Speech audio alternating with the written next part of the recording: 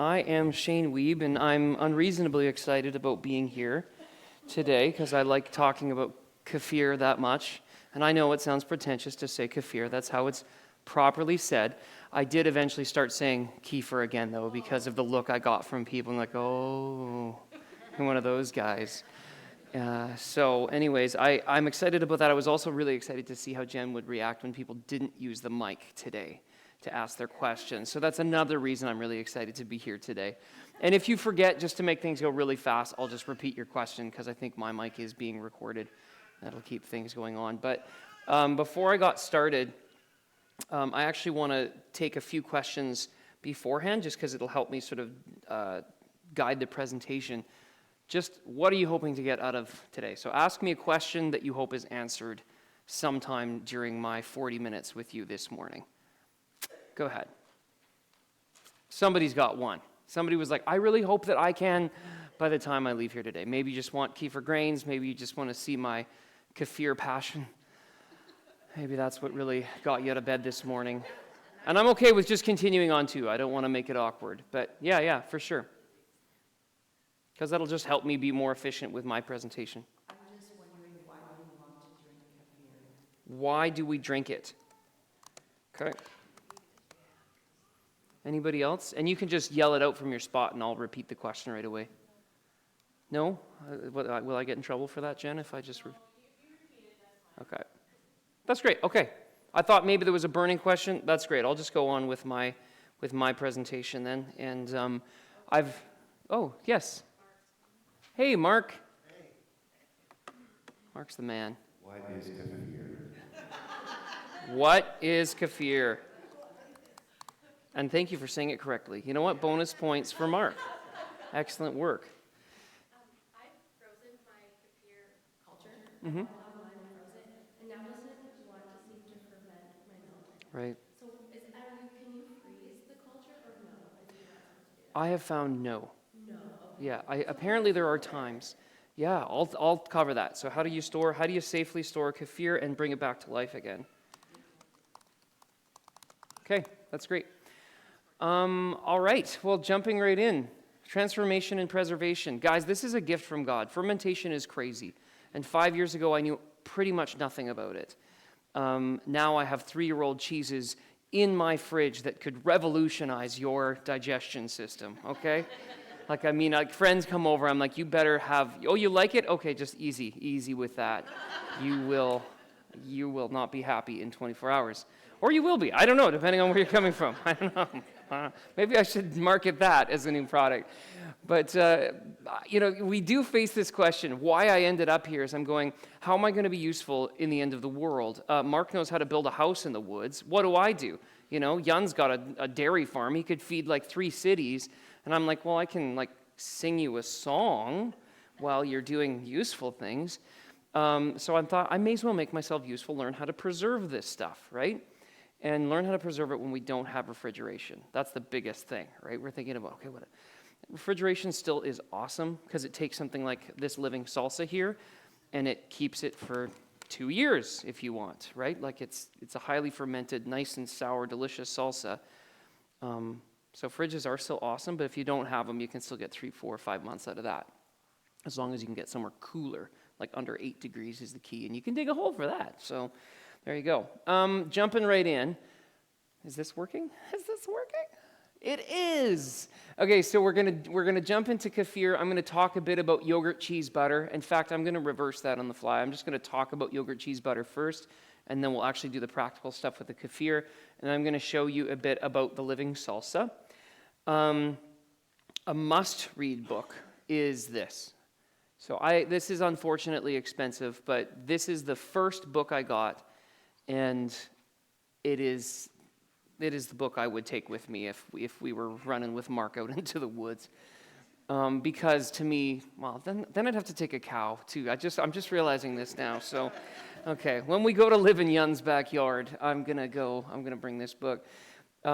In fact, for my birthday last year, my wife actually arranged a meeting with me and David Asher online, and it was just the coolest, most thoughtful present ever. Thanks, babe. I love how this guy thinks. He talks certainly like his faith is in Jesus, He has never actually revealed that in his writing and stuff, but he seems to have a respect for the fact that and we can, if you want to pull up the camera for a second so they can see what has started my passion for kefir. David Asher was a big part of that. And these are the grains. This is everything that, yeah, here we go. So I'll bring it right up to the camera here so you can see. It looks exactly like cauliflower. And these things are amazing. So the history of kefir is crazy, and I'll get into that a little bit. But that's all. I just wanted to tease you with that, and we'll get into it in a second. And then, next slide, Shane. This is like you might want to read. I found this was dry. So Sandor Alex Katz is his name. He's like the most famous fermenting guy. How many have heard of Sandor? Okay, so there's some diehards in this room.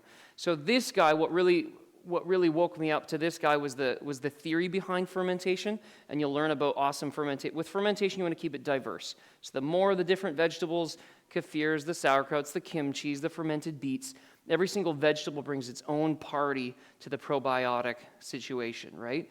And so this guy talks about the theory, the adaptogenetic properties of fermentation, the DNA healing properties. I don't know, let's say your government went crazy and started making you take things that could potentially interact with their DNA. Huge hypothetical. It would never happen. But let's say that happened, and you're thinking to yourself, what are the types of things I can naturally be doing to support my DNA structure, to support how the RNA works in my body?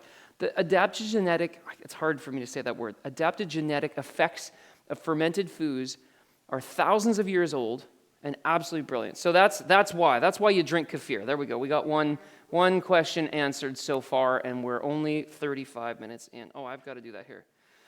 So you might want to read that book. It talks about the theory. This is a more practical guide. How many people have seen this book already? Oh, cool. Okay, so the Noma Guide to fermentation. This is a book that I have not thoroughly gone through, but my friends that want a more practical, hands-on approach to fermenting, this is a lot more approachable than the art of natural fermentation, which is tons of theory and so dry. I made my kids read it and write a report on it, and they haven't forgiven me. Okay, so before I get into this, we'll talk about the yogurts and here we go. I'm going to jump back. So we'll go to this here. Sorry, bear with me. No, you're not supposed to know the advantages to kefir yet. Okay, here we go. If you can ferment the dairy, you can strain the dairy. So one thing that happens when you're playing with this stuff is you screw up. You mess up. And you make really weird stuff. This is part of my approach to raw dairy versus pasteurized dairy that you get in the stores. So the art of natural cheese making, the first chapter is basically him preaching the benefits of raw dairy. And it's incredible. I cannot believe that in this country you have access to fentanyl and heroin if you want it. And yet it's incredibly dangerous to deal with raw dairy. Even though there are 4 different bacteria in raw dairy that kill Salmonella, E. coli, and staph, right? If you leave raw dairy on the counter for 3 days, this is called clabber. It makes yogurt. It's spicy, it's interesting. If you strain it, it makes some of the zippiest cheese you can make.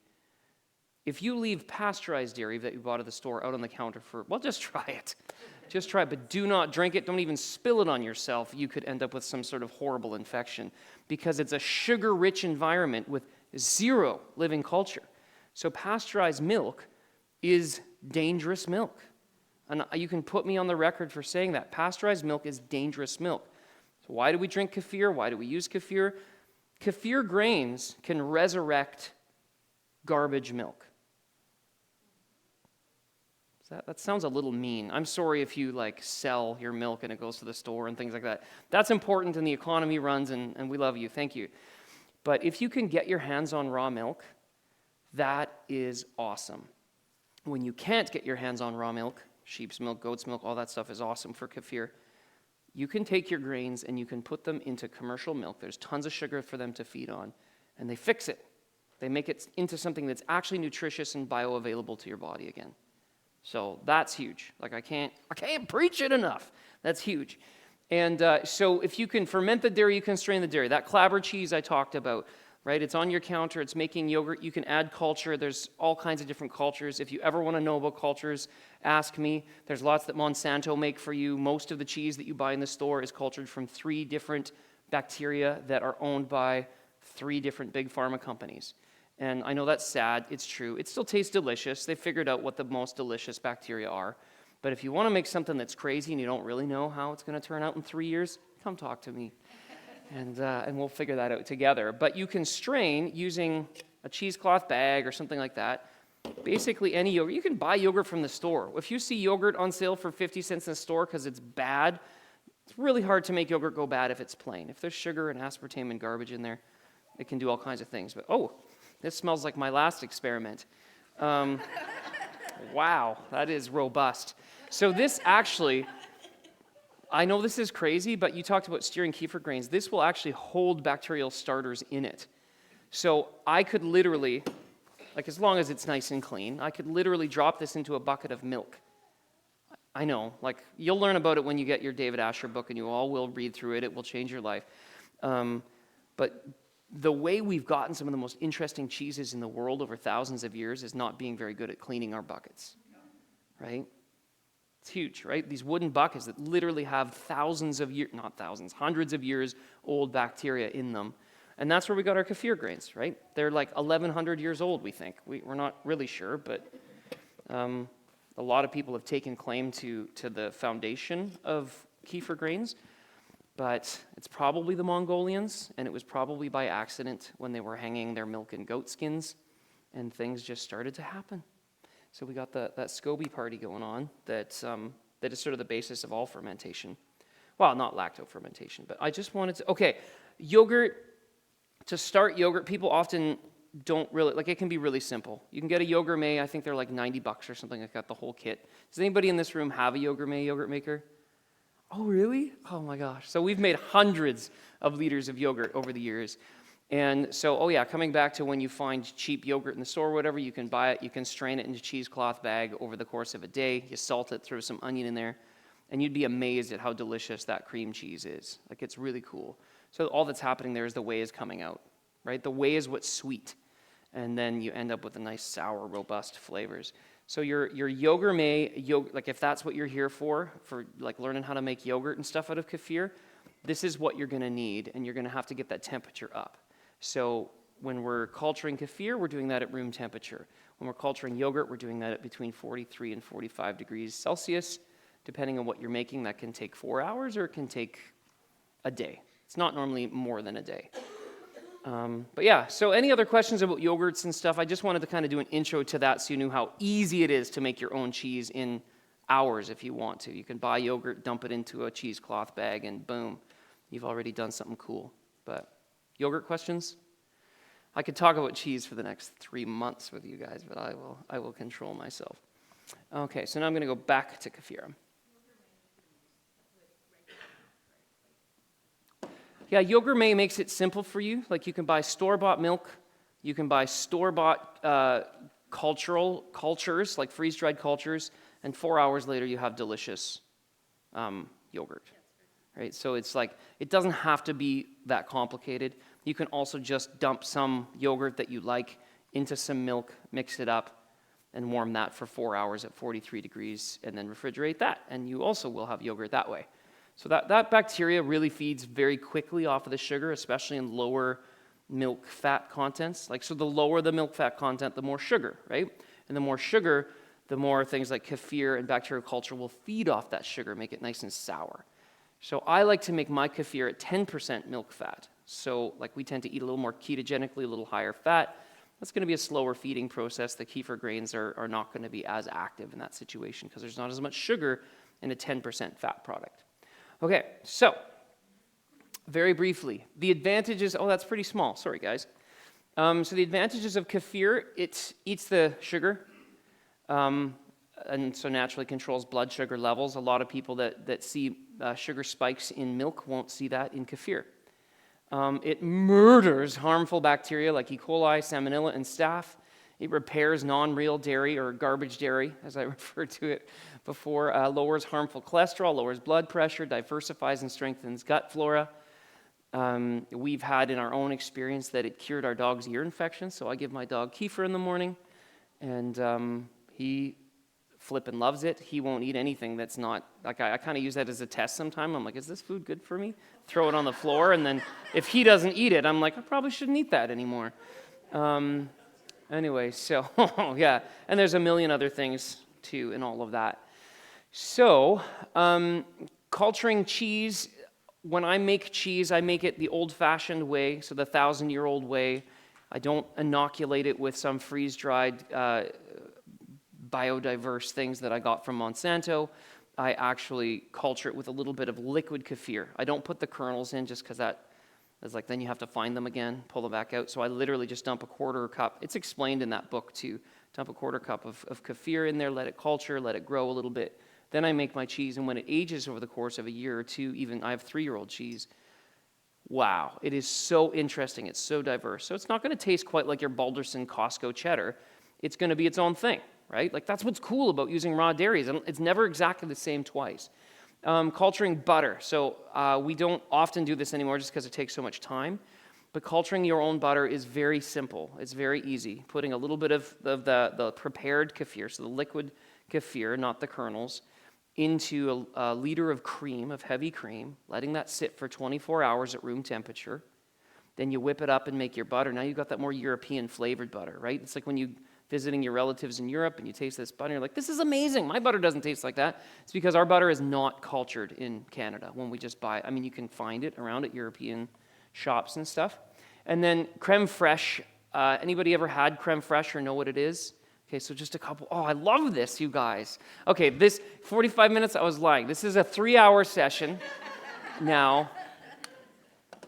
It's okay, Mom, don't worry. It's okay. I won't go 3 hours. The creme fraiche is basically that starting liquid. So creme fraiche is awesome on its own. That's before the milk fat has separated from the buttermilk, right? So if you've ever made cream before, why you beat it up is because it just simply separates. That's all that's going on. And the buttermilk that's left is sweet and delicious. And then the fat, of course, is it's almost pure fat. And so before it breaks, if you just culture it and leave it like that, it's sour cream. It's absolutely delicious. It's 35 to 39% milk fat, so it's a meal in a quarter cup. It's awesome, and it's very biodiverse, especially if you have cultured it with your kefir kernels. So that's sort of, I know there was a time where that was all I ate for breakfast, pretty much, was like this biodiverse, rich creme fraiche. So that's sort of the main components in terms of what you can do with your kefir. It's the building blocks for every other dairy product in a natural making process. So you can buy all the different cultures yourself, or you can just let the kefir do its thing. And then you change the context around the kefir to make what you want. So cheese making and yogurt making and all this is a perfect metaphor for my walk with Jesus Christ. The concept is this. The raw materials are the same. God has sent his son to die for all of us. So what's the context around it? What will we accept? What sort of environments will we put ourselves in? And that's what it's like with cheese making, right? The warmth, the temperature, the amount, all of the context in which you're growing those exact same kernels now make cheeses and yogurts and everything you can possibly imagine, butters and buttermilks. So very exciting. So how many people were hoping that they would leave today with kefir grains? Okay. So so now that you put up your hand, that was a lot. That was about 10 of you. So now I want to tell you that it's a big responsibility to get a pet. I mean, to get, you got to take it for walks every day, and you have to clean up after it. Kefir grains are a living thing. They're really interesting, and they do have to be taken care of. So if you decide you don't want them anymore, that's fine. You can throw them out. It always feels a little weird, because realistically, these could be 1,200 years old, right? Like that, you know what I mean? It's sort of, anybody that's ever dealt with scobies, you feel like this like SCOBY guilt. You're like, this could, you're like putting it in the compost, like, should I put it out of its, should I boil it so it's actually dead? Like, what do I do to, Like, come on, what is it, dying with dignity for this little SCOBY? It's, yeah, anyway, so all that to say, I probably have enough for about 5 of you to go home with some grains today. So let's ask again, and let's just see like who's really passionate about it, and then I want you guys to remember who you are. So who's really passionate about getting, and everyone else I can get them too. It's just delayed, right? So Jen's going to help with the logistics of that. I can get you grains. It just will take a month or two, right? Just got to grow them up, especially if you give them that high sugar milk. So the 5 people that are really passionate, okay? Okay, now guys, we got to split the difference. Now there's one guy that's like, yeah, I'll do it. I'm like, thank you, by the way. You can have them all. Yeah, so I'm gonna do it, and then the people that want to take initiative can jump right in. So you rinse your kefir grains after you've stored them. You store them in the fridge. Okay, so when they're not in active use, you store them in the fridge in a 1-liter jar. That's all it takes for me, and you dump in some milk. So they have something to slowly feed on. When your fridge is 4 or 5 degrees, which most of them are, it's not going to go out of control and you start eating the milk too rapidly and shoot itself in the foot. It knows. I can't believe how much these kefir grains know. They slow down based on how much sugar, and then they go into a stasis. And as long as they're cold, they will survive an obscene amount of time. 7 months is my record. In the fridge, not being touched. 7 months. Then you got to bring them back to life over a few things. You don't eat that kefir first. It's a little weird as they're sort of getting their balance back. Incredible. So once you've taken it out, you put it in your colander, you rinse it off. Let's get that camera on, hey? Hi, welcome to Cooking with Shane. Are we there? Oh, we're there. Okay, so this stuff, it feels really awesome. It kind of looks like popcorn, but it's like squishy. Oh, here we go. Look at that. Look at people say it feels a bit like a booger. I think that's gross. So really all I'm doing here, about 1/4 cup, this is a pint jar. You don't have to put that much in if you're really trying to make it go. And I've rinsed these off in cool water first. Doesn't have to be freezing cold. Just don't want it to be hot. I've noticed that the kefir grains don't like my water. I have city water, it's highly chlorinated. They act a little weird around it. And what I mean by that is I don't quite get the thickness out of the milk that I should. And the only thing that's happened is I've moved, right? So it's very interesting. So you rinse them off in cool water so they're nice and clean. And then you're dumping these bad boys into here like that. You know what? I'm not going to be able to make that many. I'm going to say, I'll do 5. 5 is about my max here. So typically you need 1/4 cup for a liter jar. I'm giving you a little bit more for this, so the ratio is a little high. And that's a 2 to 3 day culturing process. So you can, if you like your kefir nice and strong, you can do 3 days. It also, if your house is cool, can take up to 4. Right? So in the summertime, the kefir, I find 36 hours sometimes is enough, right? Because of that warmer temperature. All right, and then literally, this is all we're doing. You can use commercial milk, for sure. This is actually the only time I would suggest that it's like, yeah, what's that? Yeah, it's great to use commercial milk. You're basically redeeming it. You're bringing it, you're loving it back to life. Yeah, I would always use as high fat as you can find. Like, it's just not, skim milks will be fed on by kefir really quickly. There's just not as much nutritional value to it. I would always keep it as high fat as possible. This milk I'm using is around 4%, and that milk fat matters. So in this case, normally what I would do is I would rip off some paper towel, and if you cover this kefir, it's going to increase the alcoholic content. So you're going to end up with between 1% and 2% alcohol in your milk if you seal it. And it's also going to be foamy, like fuzzy. What's the... Yeah, fermented, but what's the fuzzy when it's like actually... Carbonated. That's what I'm trying to look for. It's, what's this... there's one specific word and I'm forgetting it right now, but when it's all fuzzy and it actually kind of is like you're drinking a soda. But this time I bought lids. so that we could specifically use them for that. I don't have enough to go around for all of them, though, do I? No, I don't. I only have 10 lids. Okay, so somebody's going to have to carefully bring it home, and then I'll give you a proper lid. But what I basically do is I just rip a paper towel, put it over, put the ring on, right? And then it can breathe while it's, and then to me that's more pleasant. The soda feel to me is weird. So when I'm drinking kefir and it's like actually a little bit fuzzy on my tongue, I'm like, that's not what I'm going for. It's still nice and sour, but that alcohol and sort of carbonated content. So I'll put lids on that later. But guys, that's how you make kefir. And then you leave it out. Yeah, these are just 500 ml jars. So her question was like which size of jar. This is just a little bit smaller just for ease of the process and making sure you guys have enough grains, enough kefir grains. So typically I put 1/4 kefir grains into 1 liter of milk. Okay, so that's the ratio I would typically use. And if you put more in, it goes a little faster. But make sure you're giving it at least 2 or 3 days if you're putting in 1/4 cup of kefir grains for 1 liter of milk. Yeah, and then they'll all be really happy. They'll get to feed off of that, and it's awesome. Technically, you could do it probably with 1 kernel. I've just never tried. Yeah, okay. Sorry, what's that, babe? Yeah, I'm talking to my wife, Angela, by the way. I don't call everybody babe. Yeah. Yeah, that's fine. Yeah. This thing in the fridge and then like it's 3 days in the fridge and you drink it and replenish it and keep going. What do you do with it when the next process? Yeah, okay. So, yeah, well, that's right. Yeah, I got to actually talk. Thank you. Good thing my wife is here to actually tell us what goes on. Yeah, so what's going to happen is I will go home, you guys will go home with your kefir grains. You'll put them on the counter for 2 days.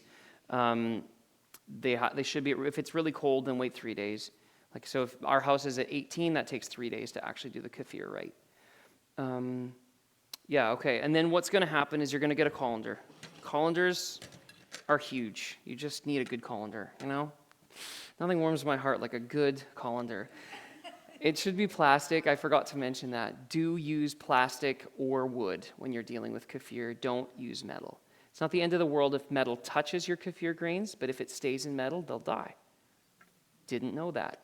I killed some. I'm still suffering with the SCOBY guilt.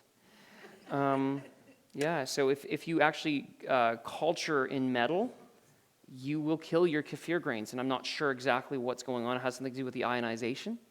But yeah, it's very interesting. They don't like metal. So when you're culture in glass, guys. You can do it in plastic, but just make sure your plastic is really stable. But yeah, okay. So then you dump. This is going to be sort of like gooey. It's actually pretty cool. If you're using lower fat milk or commercial milk, sometimes you'll see it separate. Don't be weirded out by that. You can stir it around once or twice while it's doing its thing too to kind of make sure it's all working through there. You dump it into your colander and then just use a spatula to kind of stir it around so that it's all working out. And I did that before just because it can take a while and be messy.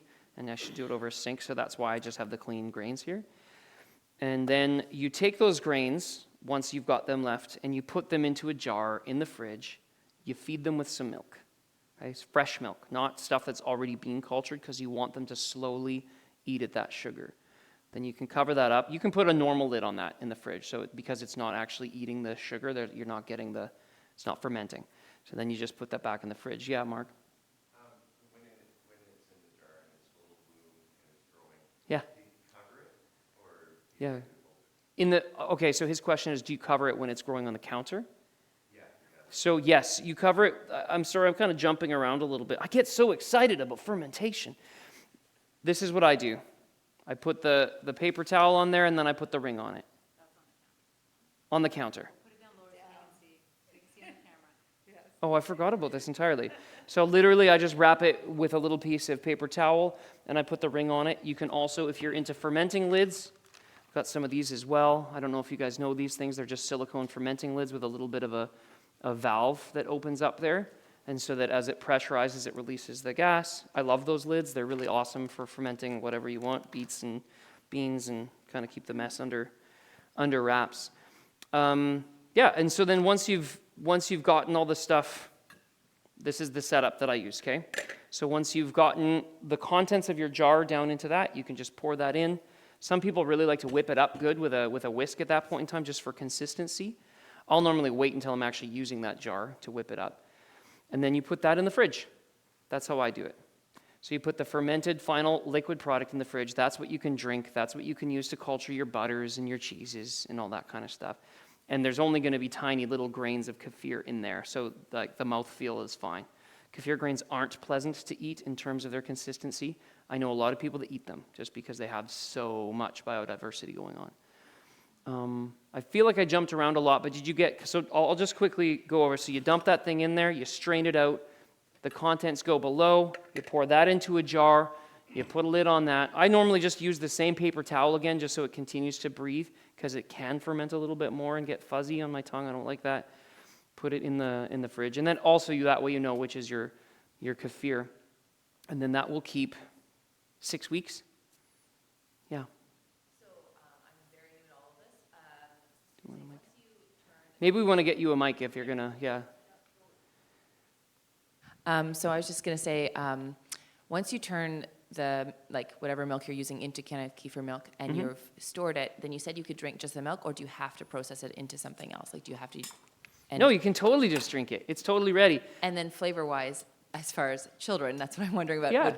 Would this be something that they could use the same way, like in cereal or drinking straight or that kind of thing? Or what kind Totally. of You can flavor use it on profile? cereal. You can use it as you would use milk. It's sour, though, right? So a lot of kids, if they're used to drinking sweet milk from the store, they're not going to like it.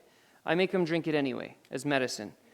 And they will get used to it, and you'll know your kids. Some kids love it. Some kids are obsessed with that flavor, you know, and they want it on everything. So use it instead of milk. Use it in their cereal. Use it for like whatever recipes you're making, right? Because it has a lot more flavor to it. Absolutely. Liquidized fruit. Yeah, so I wouldn't leave the fruit in it because the fruit's going to give it lots of sugar to feed on. But what I would do is like we use kefir for making desserts and all kinds of things like that, right? So if you're like, let's say you're making a puree, do it that. Casseroles are amazing with kefir. I find creme fraiche is a little more suited to like sauces and casseroles and stuff. Creme fraiche is just when you have that liquid kefir, and then you dump some of that into into cream, heavy cream, and then you can leave that on the counter for a day to culture. And then then put that back in your fridge. It's always about going back in the fridge. You always think it didn't work, and then you put it in the fridge, and it's like thick, right? So when you put it back in the fridge and it has time to settle, now when you use that creme fraiche and sauces and stuff, there's so much flavor. It's crazy. So basically use it like you would sour cream.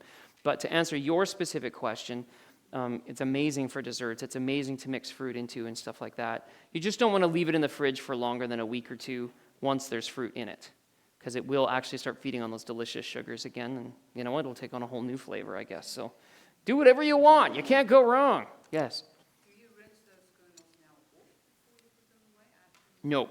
So I rinse these with water, and I'll show you what this is. This is my labeled kefir jar, and I will just put these back into the jar, and then I'll fill that up with milk, and that will be, did I make 5? Yeah, I made 5. This will be all I have now, right? So I'm just going to put these back in here. If you ever spill one, this is where the only thing that's a little scary sometimes is hair, because hair's gross in your dairy things. But you do not have to be terrified about sterility. In fact, sterility can harm you in these situations. If you get soap involved in what you're doing, so I put a lot of milk in there, that's totally fine. I'm going to put this in my fridge, and now I know for a fact that will last 7 months in my fridge. Stored, ready to use. I'll bring it out, I'll rinse it off, I'll put them, a quarter cup into each 1 liter jar, start all over again, and they'll slowly wake up again. If you're using them every week, guys, you don't ever have to do that process of waking them up again. Like I find that you can wait 6 weeks between batches and they'll work normally. Yeah. Do you use the milk again that you put in there now? The milk that you put No, I'll throw that out probably. Oh, so you throw it out. Yeah, you can use it, but I'll probably throw this out, especially if it waits a while, because you can use it as normal milk. It'll just have a little bit of a different flavor. It's not a controlled fermentation process. And then the kernels in there, does it grow that you get more and more? Or how Very slowly in the fridge. Oh. So where you really see those kernels growing is on the counter. That's where they're feeding off of the sugar. okay. So you'll get about maybe 10 to 15% more each cycle. So it's not growing super fast, but you are growing them over time. Yeah, any other questions, guys? Okay. Oh, Mark's coming for the mic. Oh, no, he's going to watch it. Have a nice time. Okay. So we've got about 10 minutes left here from my portion. Yeah. If it's a quick question, I can just, yeah. After I've strained the kefir out that I've just made. Do you rinse those kernels, the kefir away before you store? No. That was a good question. Okay, so her question was, do you rinse the kefir grains after you have just pulled them out? Like after you've just strained them into here? I don't. I think they probably like what they're in, and the less I'm rinsing them in chlorinated water, the better. I just put them back in. So when I rinse the kefir grains is when I'm pulling them out of long-term storage. And then I put them in the jar. Yeah, what's up? Okay, I have a couple questions. Is there a max amount that you should be drinking a day? Like, would you not go over a certain amount a day? Or do you just drink it like normal Not milk? for this type of kefir, I wouldn't worry. Like I would treat it like milk. Like your body can only use so many probiotics. And so it's quite probiotic rich, and your body will just discard them. If someone's sensitive to certain bacteria, then you'll find that they get diarrhea or something like that from having too much kefir. Nothing dangerous. Okay.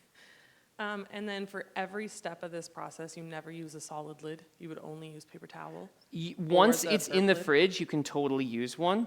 It just might have a little bit of that soda. Like I just like to make sure it always has access to air so it doesn't get a little bubbly on me. So even the kernels, when they're stored, you would use paper No, that actually is a good question. Okay, so I store this with a solid lid in the fridge. I find it's not very active. Okay.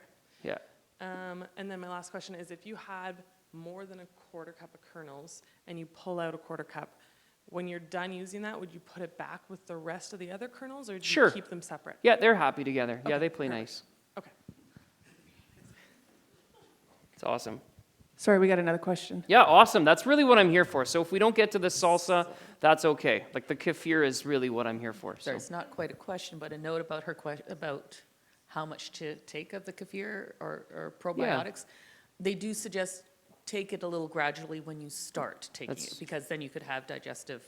Totally. Your stomach might be upset. So And that's all I'm- that's coming back to, I think someone's question, your question over here was like, what about the kids and how they interact with it? Yeah, start small. I think that's a good idea, like anything. And it is a probiotic drink. So certain probiotics do have certain effects on people. They increase your gut flora, and that's a time thing. Just because maybe you have upset stomach the first time, you might be awakening enzymes in your system that haven't been utilized for months or years, right? So little bits at a time, it's a good idea. But think of it as, and maybe the kimchi folk will talk about this, so fermentation is sort of like a condiment approach. So, it's not a main course, it's a condiment. So the probiotic you're introducing, you're still going to get the same effect having a quarter cup of kefir or half a cup of kefir at your meal than you would of having 3 cups of kefir at your meal. The probiotic is there. There are billions and billions of bacteria in that little cup of kefir. You're already getting the effect of a quarter cup. It's the same as if you drink a liter of it. Yeah. Yes? What I was wondering is there are so many people with food allergies now. Does the kefir or the kefir yogurt have any allergy potential Right. for that? Yeah, that's a big question about the immune system. So her question, I don't know if it came through all the way, was about allergic responses to kefir. And it's always going to be about what your source ingredients are.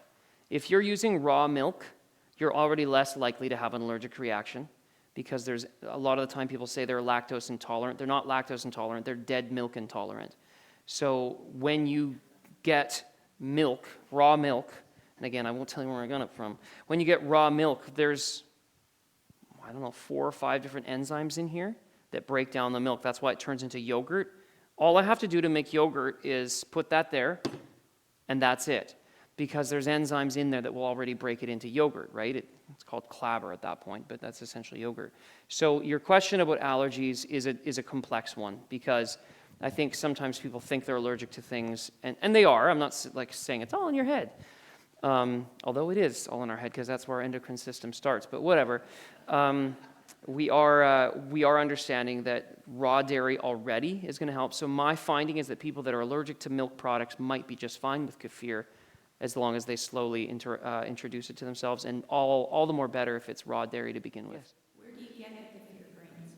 From me.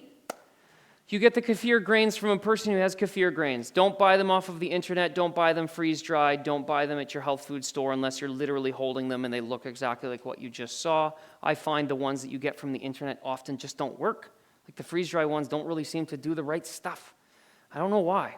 So buy them from me, or no, buy them from me. I'll give them to you as they grow. Buy them from one of the 5 people that will walk away from here today, and you can find them on Facebook. Every now and then someone's like, $5 for a quarter cup. They'll give them to you for free probably because they're trying to get rid of them because they have SCOBY guilt. So, just on that, I'll put a sign-up list on the registration table, and if you're interested and you weren't one of the lucky 5, put your name and what you want on it, the kefir or kombucha, and then we'll work through that list, and as they become available, we'll get you them. So that will be the logistics in trying to supply these. Make Awesome. sense? Yeah, cool. That's great.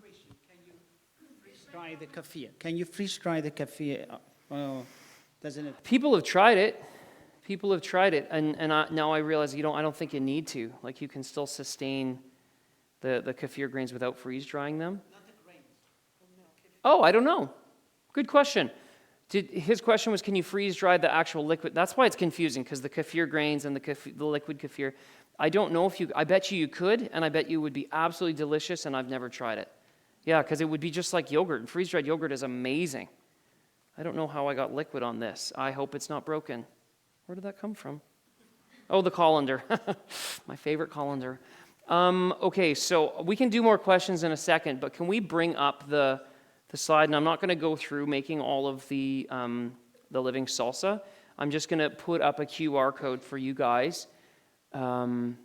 Okay, so lacto ferments, you guys are going to learn tons about this, so I won't get into it. Spicy beans and living salsa are my favorite. So that's a QR code. If you get out your phones and scan that, it's the simplest recipe in the world. Let me know if it's working for you guys. It should in theory. I hoped it was big enough to work for you. I have some for you to try. No, we don't really have time, do we? Yeah, so there is... I'll wait till you guys are done getting... Is it working for you? Is the QR code working? Okay, awesome. Incredibly simple, people. So it's amazing fall when you go to the farmer's market and people are trying to get rid of their tomatoes and they're hiding zucchinis in your car when you're not looking. This is the time to make your salsa. Make it as weird as you want to make it. What's nice about lacto-fermented stuff is that... Thanks, Mom. My mom, ladies and gentlemen, she cut up all these vegetables for us. Wow. So I'm going to do this as the break, or are we going right into the next one now? No, we'll have a break. Okay, so we'll have a quick break, and I'm going to start mixing up the salsa, and then we can turn the camera on and stuff if you want to stay and watch what I'm doing, but I want to be sensitive to time. I've been 45 minutes now, so. You just put the stuff in a jar, people.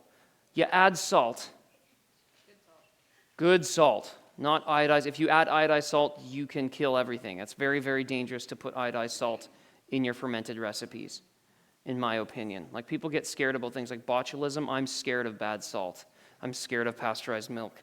Those are the things I get. Those are the things that keep me up at night. I won't rest until everyone's drinking raw milk. Yeah, so basically you just dump your vegetables in here, you mix it up in the bowl, and then, and I've got these with me, glass weights. So they'll talk about this later. I've got glass weights here today. If you guys want to just pay me a couple bucks for them, whatever. I bought them specifically for this, and we won't necessarily have time to go through it all. But yeah, Mark, what's up? Can we use Himalayan salt? Yes. Don't use it in your cheese if you don't want your cheese to be pink. I've made a lot of pink cheese for people. Like, oh, that's why they say don't use Himalayan salt. But I have, this is 2 months old, so it's perfect now. This is essentially the recipe that you scanned there before. You guys can try it. It's a little spicy. I do like jalapeno in there. So if you're a little scared of spicy, so I've got chips, I've got salsa for you to try, and then I'm going to mix up a batch during the break so that you can see it. And yeah, this is my new favorite salt. This is just Celtic light gray salt. Oh yeah, thank you. Oh my gosh, what would I do without you guys?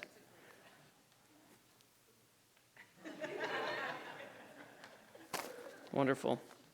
And yeah, so I won't go through all that stuff, but what I want to say is that it's easy. I've used a lot of words, and so you've seen a passionate side to me. But call me. I've got cards here. I'm really passionate about it, and I think it matters. I think that the probiotic and adaptogenetic nature of what we're fermenting here, God made it for us, right? Like He made it for us. You pick that tomato off the plant. There are millions of weird bacteria already growing and involved, and enzymes and all kinds of stuff. Don't wash it too well. Rinse it off. You don't want the sand in your mouth, but you don't want to sterilize your life. And you put that in there, and then guess what? God's got a unique recipe of bacteria and probiotic and yeasts and cultures for you that your body needs in this exact highly radiated environment we live in, right? So just imagine that God put the secrets out there on the plants and directly from the cows and from this amazing Mongolian kefir grain that we've somehow nursed for the last millennium to be here today with you. So there's a story here. There's a gospel story involved in this too. What we need, everything we need for life and godliness, it's right here. So said a lot of words. Give me a call if you want more information, and I'm going to mix up a batch of living salsa. And any final questions? What's my phone number? I've got a card here somewhere. Did you see where I left them? I have a little stack of cards that I'll give you one. What's that? Are they in the box? They probably are. Yeah, I'll find him afterwards. But I work with Silver Lining, like nutraceuticals, so we formulate and do that. And also, I should mention too, our family has a precious metals brokerage business. So if you guys ever want to talk about that, we can get you crazy good prices on that stuff. So. But yeah, that's it. Any questions before I start making salsa and going from there? No? All good. Thank you.